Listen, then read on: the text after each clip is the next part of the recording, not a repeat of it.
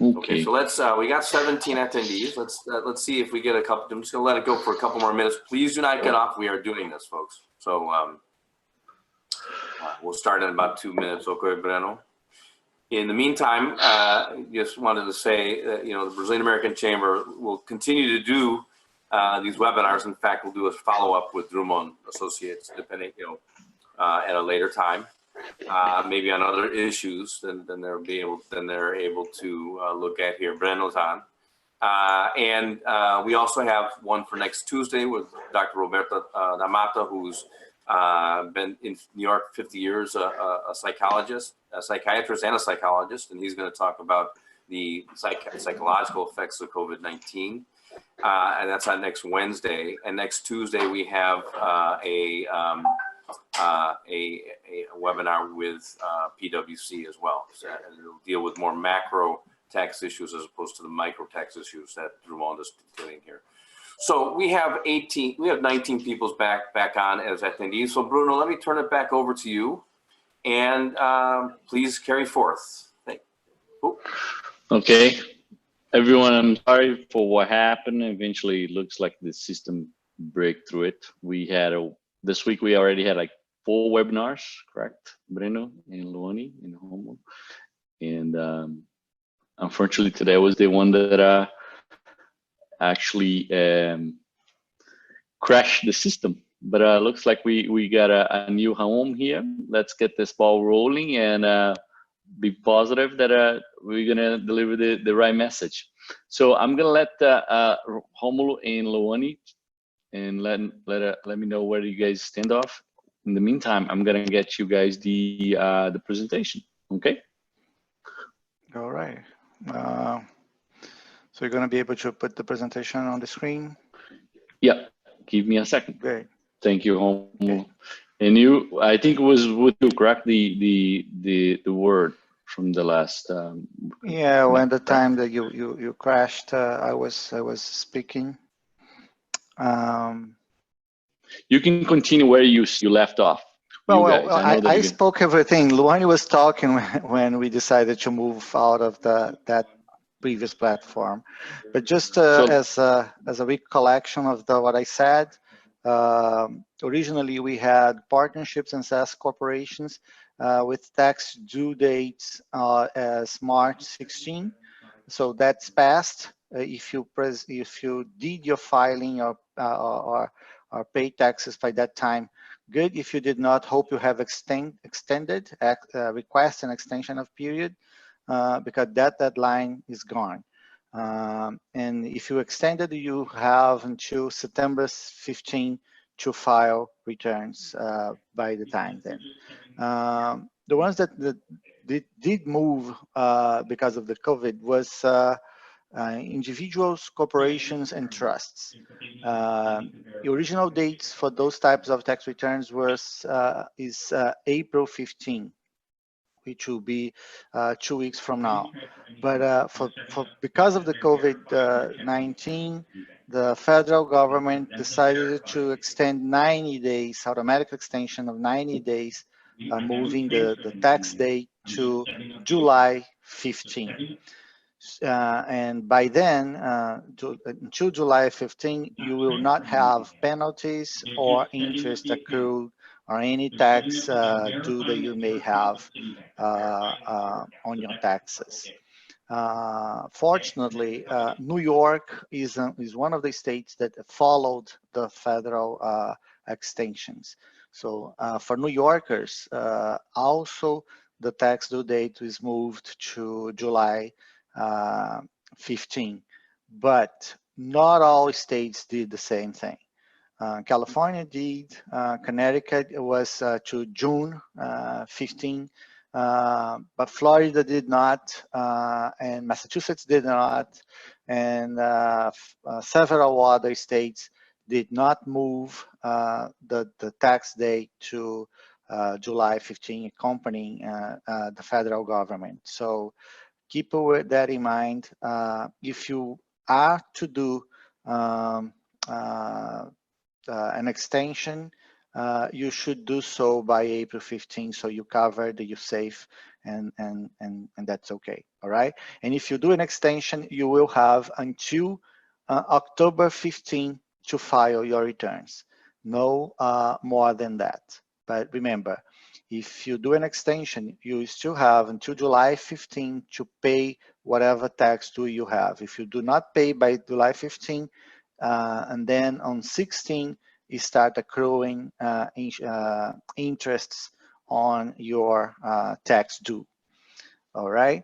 All other type of taxes for employers, for example, Social Security, Medicare, the FUTA tax, those did not change anything. This only affected the deadlines for April 15, not any other ones. Okay. We have the Department of Commerce who asks the people to respond to the BA survey. The BA survey is a survey that includes, it's mandatory and includes all entities, all legal entities that have foreign partners, foreign members with more than 10% of interests in the business. And that the date for the BA is May 31st and has not yet been extended. Yes, Bruno. Romulo, in addition to that, it's very important that the last Friday, we passed the overall change for COVID-19 packages, the $2 trillion, which eventually starts. There will be three aspects of that gives credit and benefits for employers, correct? Which started from yesterday, April 1st. April 1st. Yeah. So all these credits or reductions or eventually deferring the payment of the taxes related to payroll, it starts as January 1st. And eventually we will be here talking about those. This is a more high level webinar, and we will get into the details of those. And remember, this is on the federal level. For each one of you guys that are in the different states, eventually you're gonna have different state levels benefits as well that it will come into effect. Okay, yeah. Just wanted to make sure you guys understand that as a group. Okay. Yeah, this is very specific, and the bill was the brand new bill that was just signed. I think was signed on Sunday or Saturday, because the Senate sent to the chamber by the weekend, right, Bruno? And then yeah. the president signed. So this is brand new Friday, stuff. Yeah, it's a brand new stuff, and we have to clarify much more specifically this point. There's basically four things related to business and individuals, correct? We have a credit coming back. We have for employers or small business, we're gonna have employers credits for payroll taxes, reductions of some of the tax, and also deferring some of the tax. Eventually, what they try to do is almost like get rid of all the tax related to that from January 1st. And then you have a loan program that there's three aspects of the loan. One is to help pay for payroll during this pandemic for 3 months. You also have loans to pay for overhead such as rent, not just rent, but also tax bills or lighting, sewer, all the things that are related to your business for that period of time. And all these steps we can eventually, that's something that John mentioned, we're going to have a follow-up webinar showing explained step by step. So stay tuned on that, because that's very important. Correct. And can you guys all hear us very well? And can you see now the slides very well? Just want to make sure that this is good. And third is, I know that John is recording this second one. In addition, he also going to provide this the webinars for these slides to everyone. Another important thing for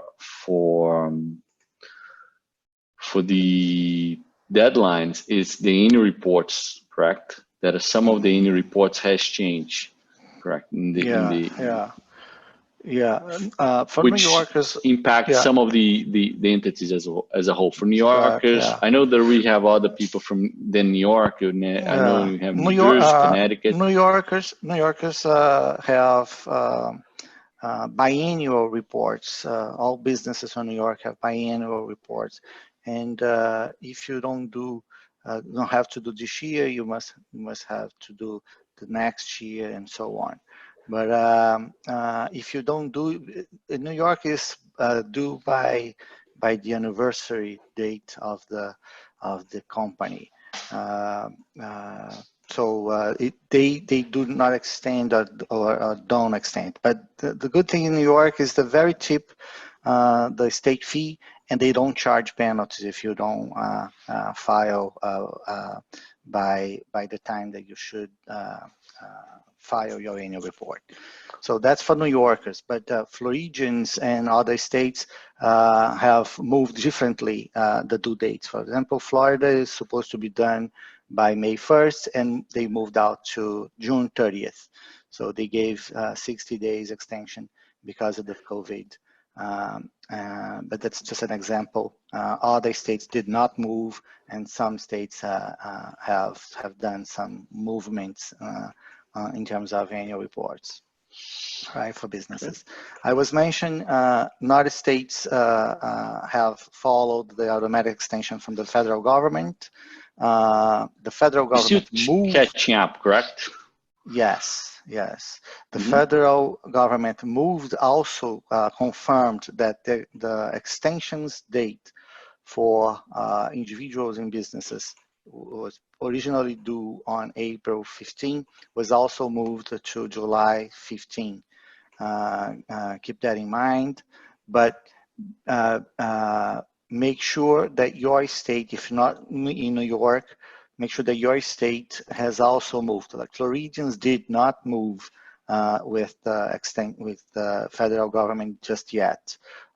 Some states have moved to June, so other states did not move at all. So make sure that if you have to file with your state, we have to make sure that the state is also extending the extension dates as well. Other than that, Bruno, as I just mentioned before, in Brazil, the government may release the bill that extended the individual tax returns from April 30th to June 30th. That's what the media is already publishing everywhere, but it's not yet, there is no yet official word from the government. At least it's not on the Receita Federal do Brasil website just yet, but I believe it will be pretty soon. So if you have any questions, any concerns about that, right, Bruno? You guys will have our contact. Just write some lines to us, and we can answer and try to resolve your questions as soon as possible. Thank you very much. I hope you guys keep yourselves safe with your families. I know New Yorkers have been struggling by this time more than anywhere else in the country. And our prayers go out to you guys, and hope everybody keeps safe and sound. Thank you. Thank you. Thank you very much, Romulo. Thank you very much for discussing this. And Louanni, do you want to give us the updates on the immigration? I know you already started, so let's pick it up from where you left off. Okay? All right, so hi everyone, welcome back, and thanks for coming back so quickly to another platform. I did cover this first slide, so I can just move to the next, just so I don't bore you with repeating all the updates. So continuing on March 18th, we had a couple of other measures that were taken by the government. So we have the operation of immigration courts halted. I mean, they're not closed this day, but they were directly affected. There is a lot of discussion over this because some courts are still open, and a lot of people believe that people's health is being jeopardized by that. So we do have a lot of litigation on this matter.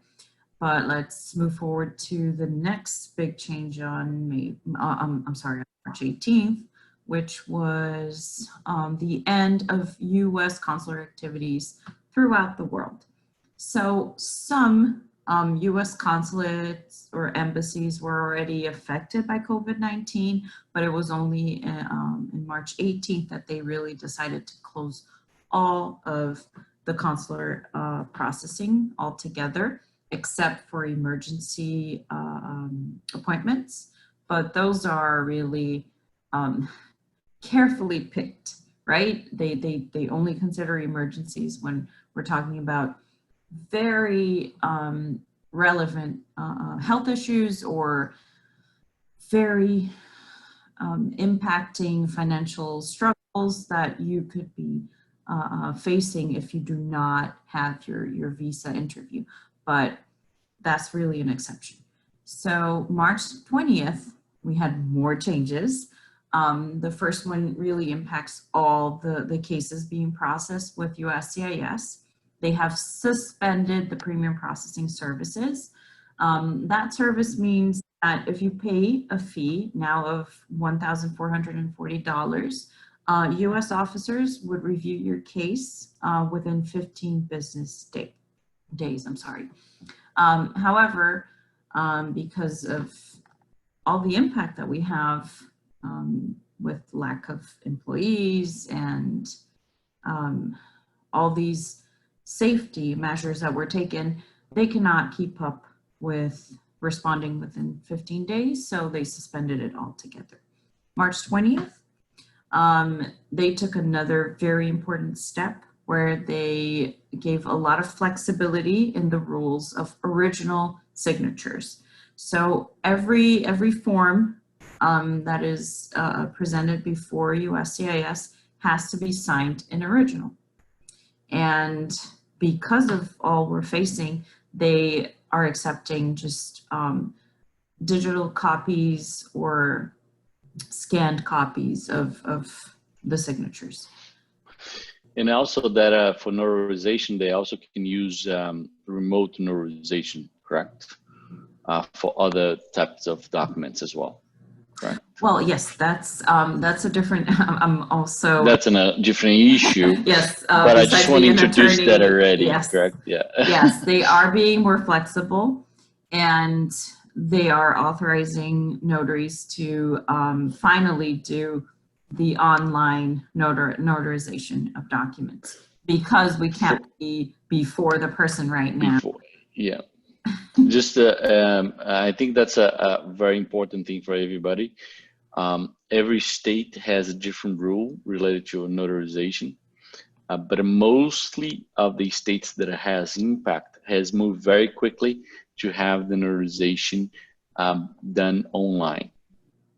If you need to know which of your state that has online notarization, you can go to the state website and look for notarization.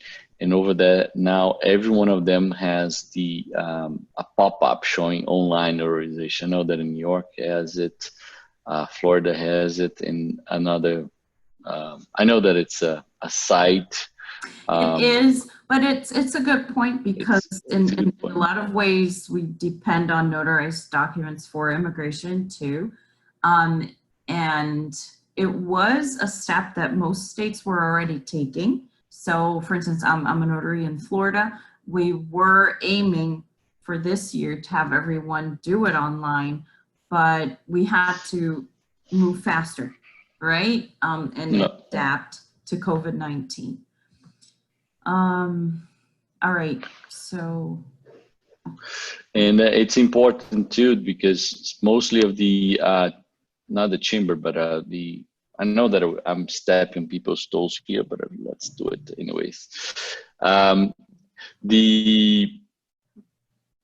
Mostly of the corporate filers that we need to do to keep up with the business, correct? Business or entities, what we call the corporation departments of each state, they are still working, accepting documents and so forth. I know that the major ones that we deal with, that's Massachusetts, Delaware, New York, and Florida, they are accepting documents, online authorizations or so forth. And Breno can discuss this issue also in Brazil, that it's also going through the same time. But go on, Dr. Louanni, please. Continue March 26th. No, sorry, I just had one more change on March 25th. Okay. There you go. So this is relevant not to the public in general, but what it means to all of us is that USCIS mentioned that they're not accepting subpoenas or any notification in person. And what really matters to all of us is that when they disclose this and they issued this policy or order to the public, they did confirm that they were almost out of staff. So that's why they're only accepting subpoenas via email. They have instructed how to properly do it in this new crisis that we're unfortunately facing. And that's how we know that they're really struggling with the few people that they have that are currently working and moving forward with the cases and decisions. Now we can go to the next slide, please. So finally, we have some news on I-20s. We have a lot of students in this country, right? A lot of foreign students, and most of the schools had to close. They could not have in-person classes, and a lot of people were concerned whether their I-20 would continue to be valid or not. So CVICE had clarified this on March 26th, saying that if the school has properly filed with the updates with CVICE, they would be able to continue to do their classes online as if they were going to school, and they will keep up with their attendance, right? Because this is the main concern for students here. They have to have over 75% or 80% of attendance in their classes. So this was a good measure and flexibility to keep people in status while they face the situation here in the US. March 27th, we had another important decision where all deadlines were extended in reference to RFEs, which are requests for further evidence. We had extensions for appeals, for intents to deny. They all were granted 60 more days for people to respond, right? For the attorneys to respond to these, except for appeals, which they gave 60 days all together. But every RFE, notice of denial, that were issued between March 1st and will continue to be issued until May 1st, because it's important to understand that immigration is considered an essential service. So we still have our deadlines going on. We still have decisions being made. We're still sending out cases. So this extent is very relevant. Just to mention, I do have clients that are in New York, in Connecticut, and they are having issues to actually reach out to people, to get affidavits, to get documents. So they were very relieved when they learned that they would have 60 extra days to respond. March 30th, we had another update. People that are filing for employment authorization documents, mostly this goes to people who are renewing their documents. The USCIS office has stated that you do not have to do the fingerprints or the biometrics appointment in order to have your card issued. This is very important because basically all the cases had to have an appointment, had to go in person to one of the field offices. So they were relieved from that duty or that scheduling, and they will have their cards issued hopefully sooner than later, because we don't really know how fast they're going to be able to move with a few staff. I guess we can move forward to the next slide, please.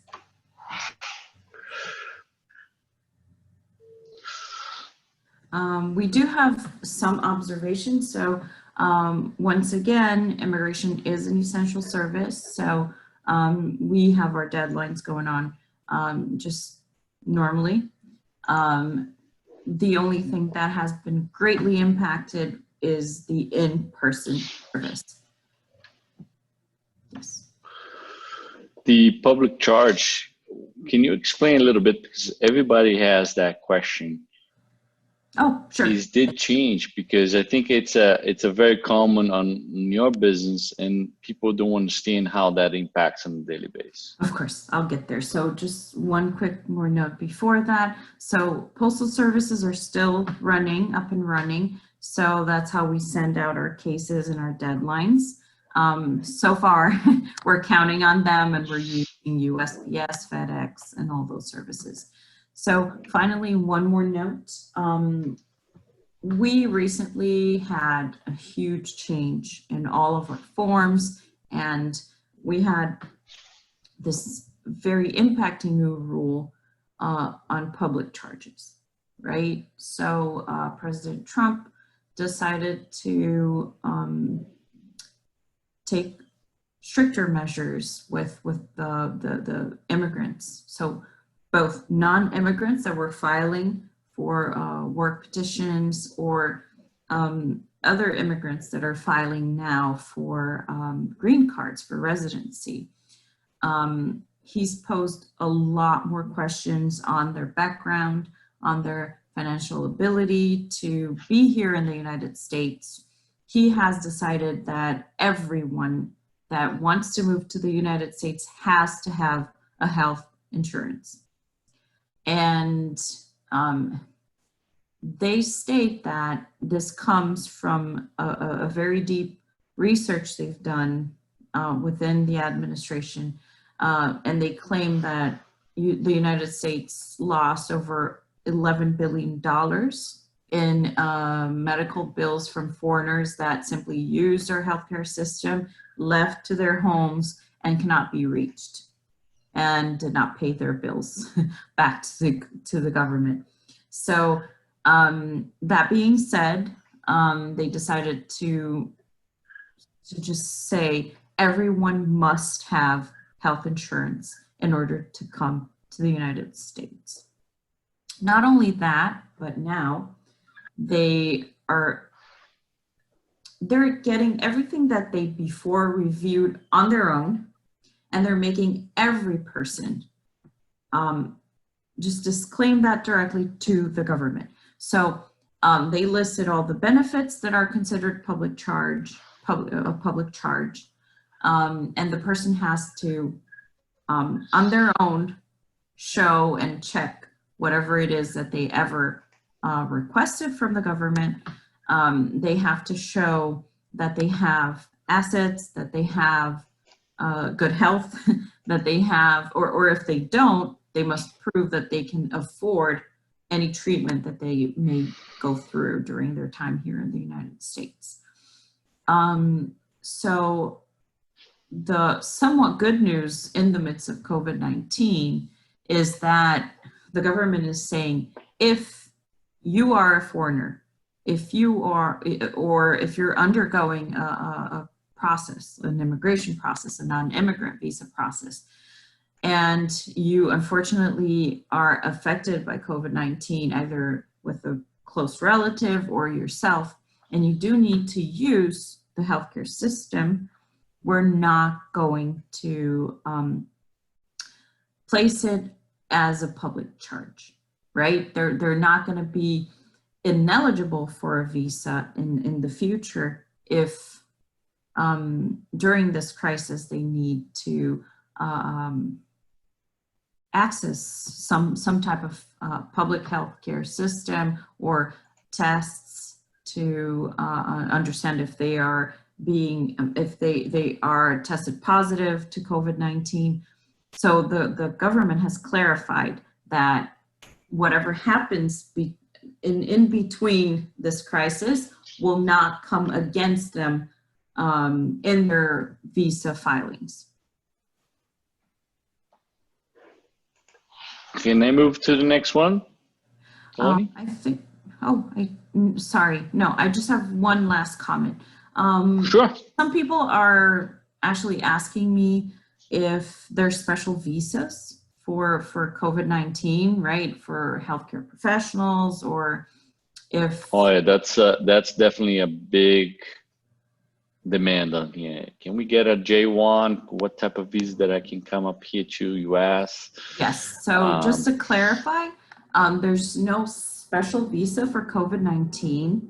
However, what immigration is doing is, even though the consulates, for instance, are closed, if you had already an approved petition and you are a physician, or you are someone in the healthcare system that needs to come, you would be entitled for an emergency appointment or an urgent appointment with the consular office, and you will be able to get your visa stamped. So that's one exception for healthcare professionals. And also, USCIS is making their lives a little bit easier if they are in the United States, if they are under a J visa, let's say, or an H visa, and they need to extend their stay because they're helping fight COVID-19. They are reviewing these cases and trying to get them approved as soon as possible. But that's all. I mean, there's no new visa or no new procedure that applies to these professionals as of right now. We know things are moving really quickly, so yeah, we can't make just a closed statement, right? As of today, that's what we have. Okay. All right. Anyone has questions? Let's see if they have questions on the chat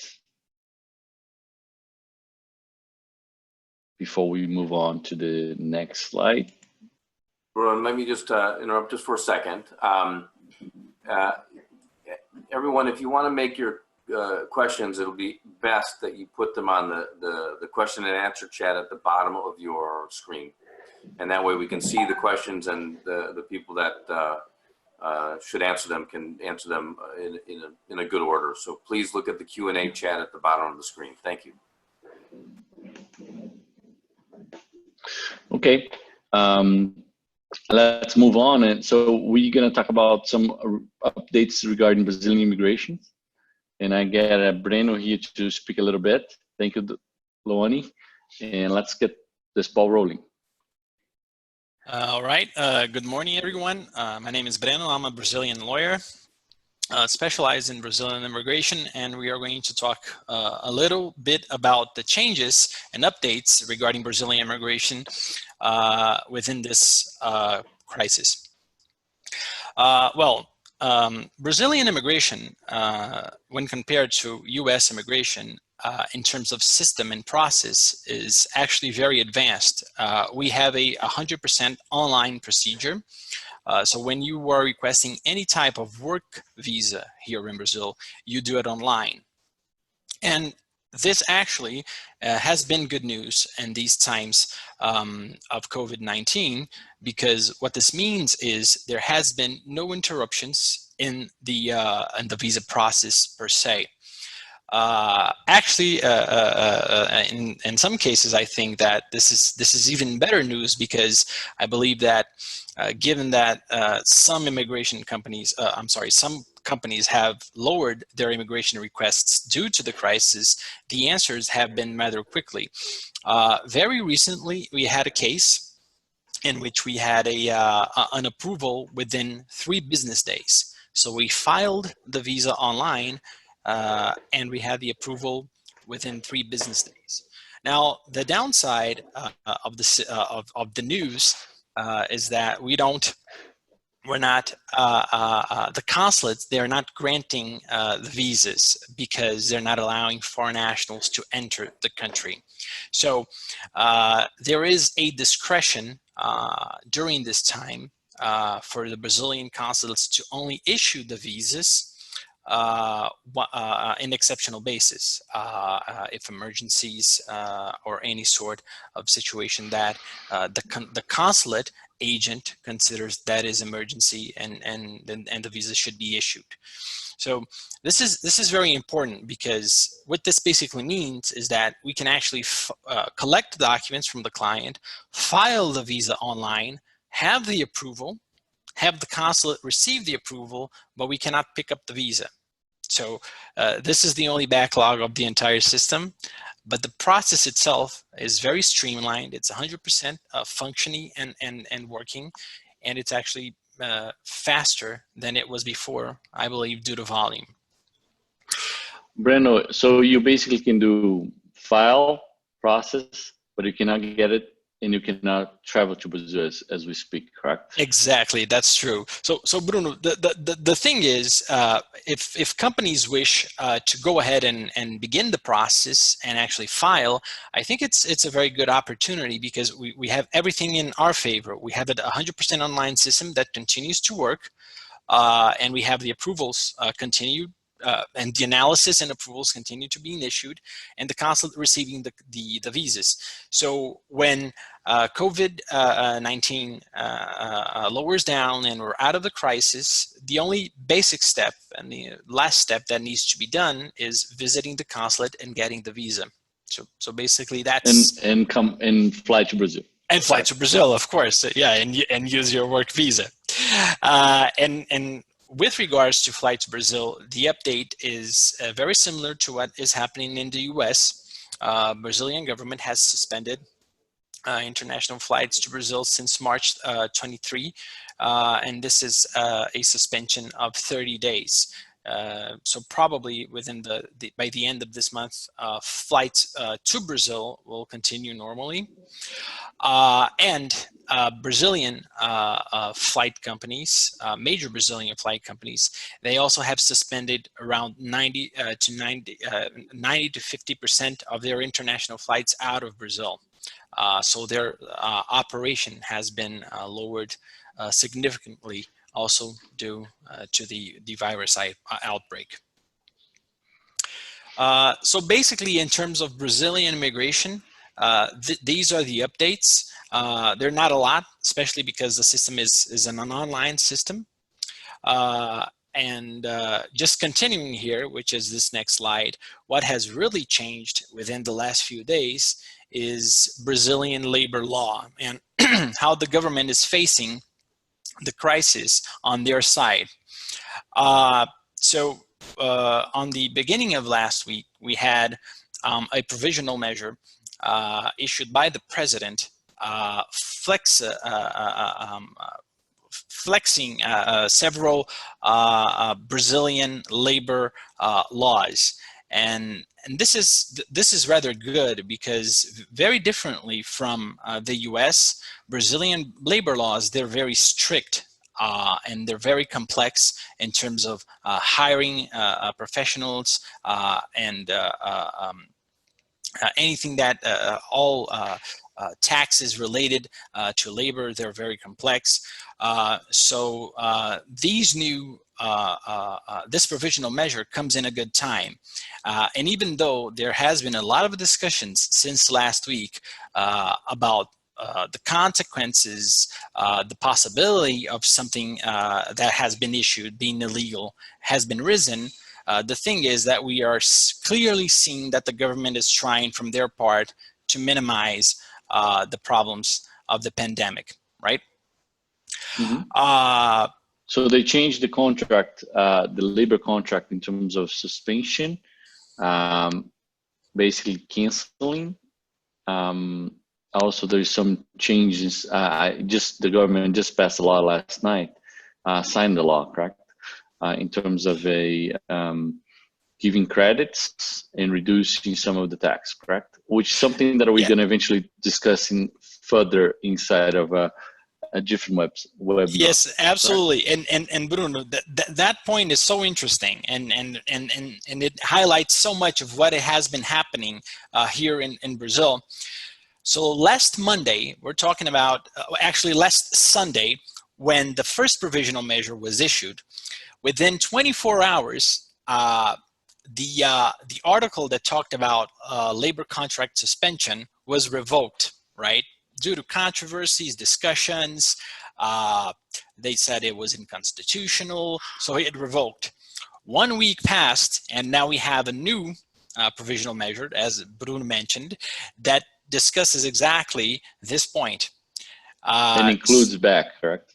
Exactly, and it includes back, and it provides several additional measures of how to suspend the contract. So again, I think that in overall, this is very good for us to understand how the Brazilian government is facing this crisis and trying as hard as a government can, right, and in a time of crisis, to settle things down, to calm, to mitigate risks, to avoid unemployment, which I believe is one of the major points of this entire effort. And this is exactly what we're seeing. I mean, we're seeing each week we're seeing different measures trying to mitigate this risk. So let's. I know that that CLT type of webinar, it's for 2 hours webinar. I know we have been through this together. If the chamber would like to have it, will be more than, it's a pleasure to teach every step. CLT, the labor laws in Brazil is so complicated that even the Congress doesn't know sometimes, But let's move on, and let's make sure that this is in minds of everyone.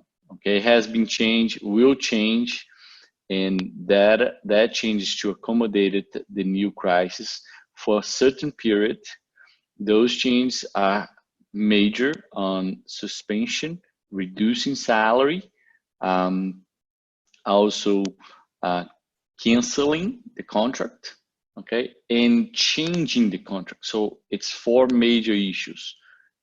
Again, suspension, canceling, modify the contract by any means, and reducing salary, which was never done before. Okay, so I think the law is from 1946. Go ahead. I think we can even add that it's not necessarily a change, but it's a hot topic. Negotiations with unions, which certainly is something that has come up. Exactly, yeah. So as mentioned, we want to wrap it up, this presentation. As mentioned by Romulo, the tax returns in Brazil for individuals has maybe been changed. We have some topics on the news that I will change for June, as right now is April 30th. But the CBE, which is the very common requirement for the Brazilians that are in this call, has changed for June 1st. So in terms of payment of taxes in Brazil, it's still the same. we still, for foreigners that are investors in Brazil, they still paying tax on the last day of the following month of nothing has changed. There is no break here on that side, okay? And then for the ones that are here, the CBE is the report that we need to file if a Brazilian or American, that it's a Brazilian tax filer, has more than $100,000 abroad. So any American that lives in Brazil, that files tax returns in Brazil, and has more than $100,000 outside of Brazil, needs to file that tax report, which is not it does not trigger tax bill. It is basically a report.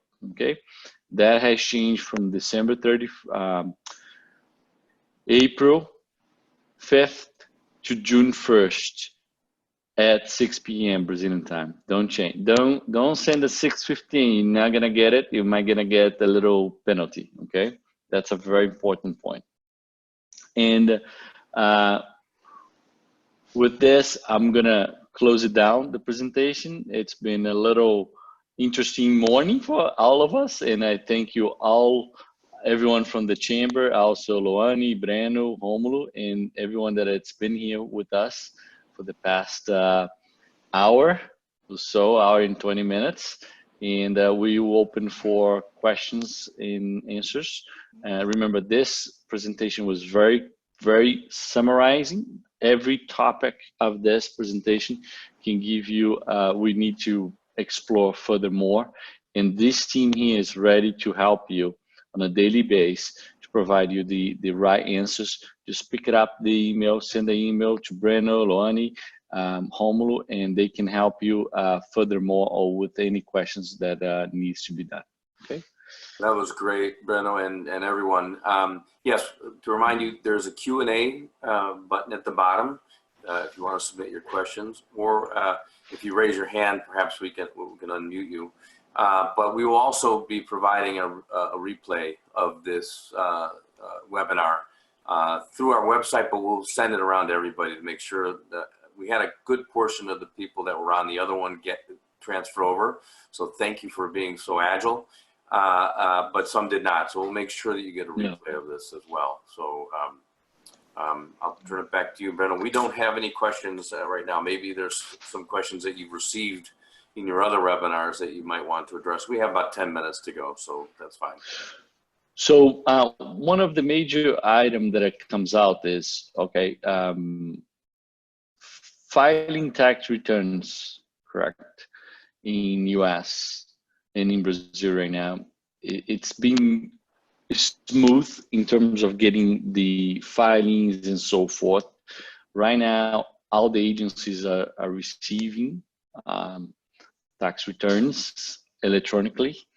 If you are getting, if you, for any reasons, we need to file your tax returns manually, that is taking longer, okay? And sometimes we even have to refile.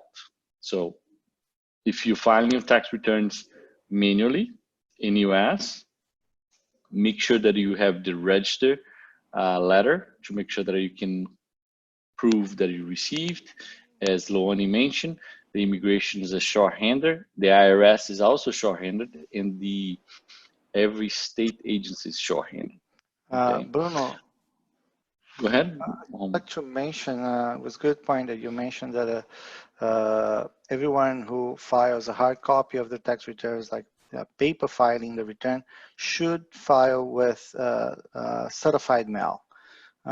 Because you can track the mail and the stamped on the receipt. So that stamp is your receipt that you filed the return correctly in a timely basis.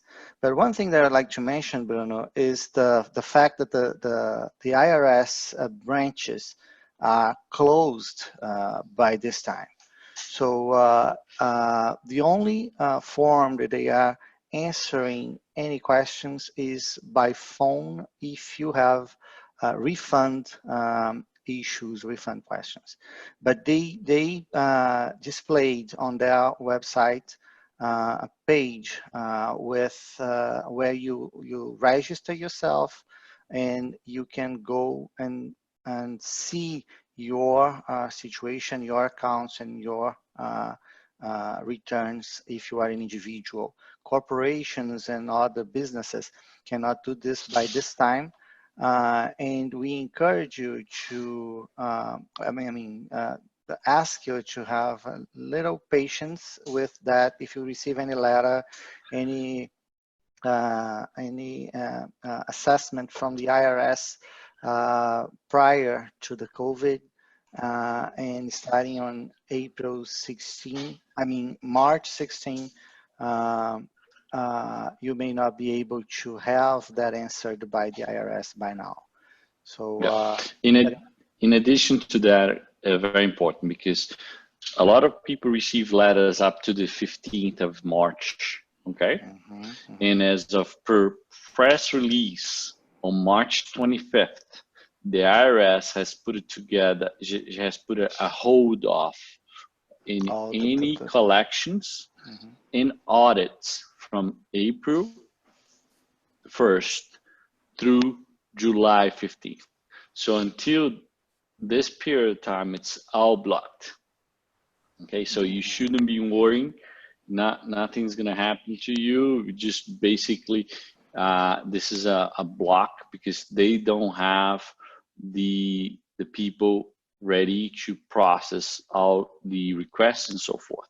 So if you receive a letter up to March 15th or anything like that, hold it. We will respond it, but eventually need to respond it, and also make sure that you need to follow up with them by July 15th, okay? To make sure that it's being processed. Until then, it's everything on hold, okay?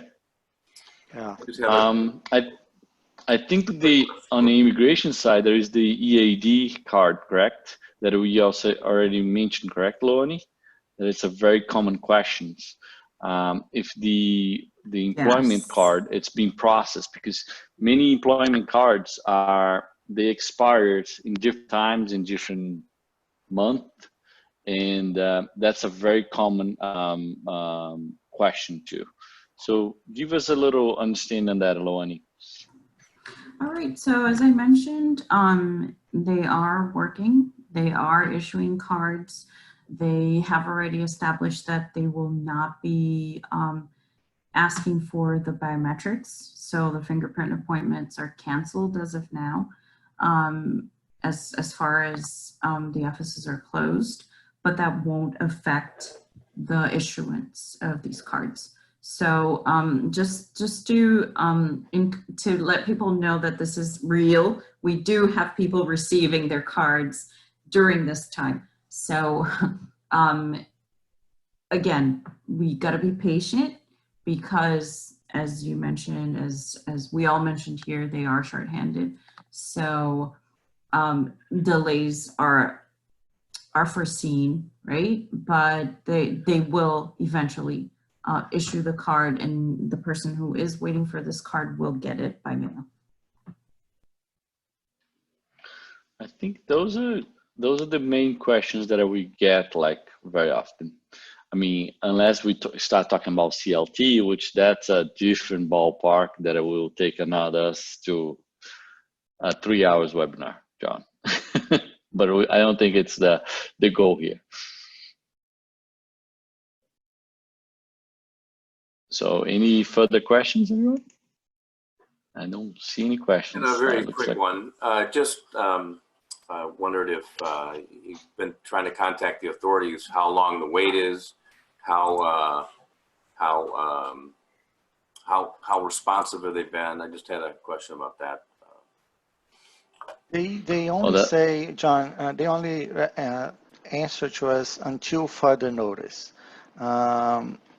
Even before March 15, all the letters that were being sent to the taxpayers, and the taxpayers has responded, they weren't able to respond right away. They usually ask for 16 weeks at least to respond, process responses and everything.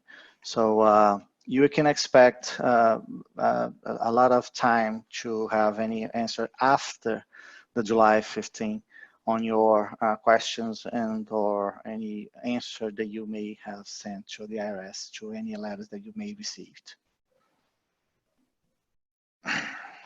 You want to know also from immigration? Yeah, from your side, yeah. Yes, well, we have a lot of agencies within DOS, right?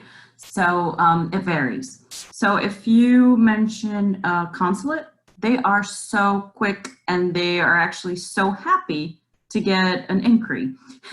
So whatever it is that we're asking, they respond literally in half an hour, which is very unusual for our day-to-day because they're pretty busy all the time, but right now they're not. If we talk about NVC, which is the center, the National Visa Center that processes visas abroad, immigrant visas abroad, they are so busy, they're not picking up the phone. Premium processing lines are very calm right now and people are answering right away. You get to agents because premium processing is canceled, is suspended for now. So the agents are there and they're just talking to attorneys that have inquiries in their cases. The general hotline for customer service is almost impossible to get through depending on what time of the day you try to connect. So if you try very early in the morning, because usually they start at 8 o'clock, depending on your time zone, of course, sometimes you can get through, but throughout the rest of the day, they have even different messages going on in their online, in their customer line. Very good. Okay. Thank you very much, Bruno, and all of you. It's been an excellent webinar. And as I said, we're going to send it around to our members and to all the emails of the registered participants, attendees, that especially those that were on, and then also the ones that weren't able to make the transition. It was very good. Thank you very much. Please look in your inboxes for the upcoming. We have a pipeline of about 6 webinars. Of course, we'll take a break for Holy Week and Passover, but next week we have 2, Tuesday and Wednesday. Thank you again. Thank you, Breno. Thank you very much, John, and thank you, everyone, and look forward to have you guys again. Okay, thank you. Bye-bye. Bye, thank you. Bye-bye.